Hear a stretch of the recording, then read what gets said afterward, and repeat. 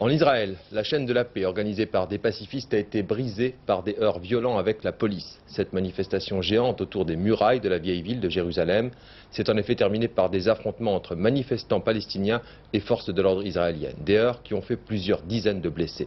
Sur place, pour Antenne 2, Charles Anderlin. Ce devait être la fête de la paix.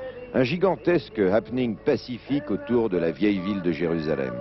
Israéliens et Palestiniens côte à côte en compagnie de 1300 personnalités venues d'Europe et des États-Unis.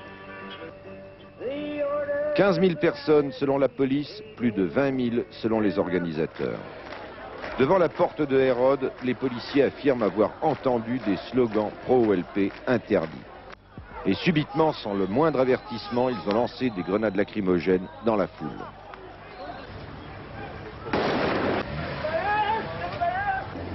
Les premiers blessés.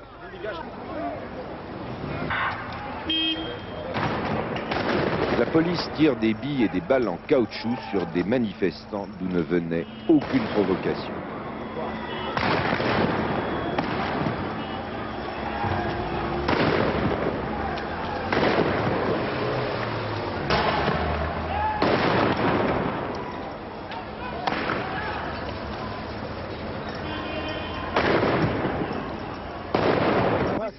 Un médecin israélien soigne un Palestinien.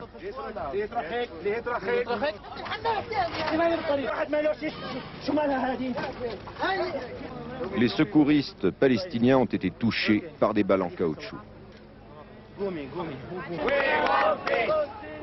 Un peu plus loin, la manifestation s'est reconstituée. Parmi les deux peuples, il y a une grande majorité pour la paix.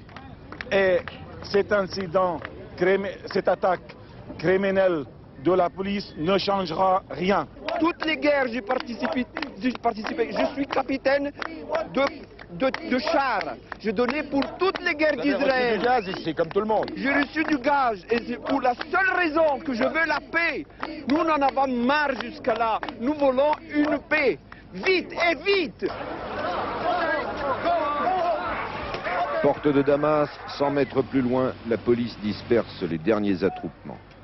Il y a une cinquantaine de blessés, dont plusieurs Français légèrement atteints. 45 arrestations des Israéliens, des Palestiniens et des étrangers, pour qui une journée de fraternisation s'est terminée derrière les barreaux.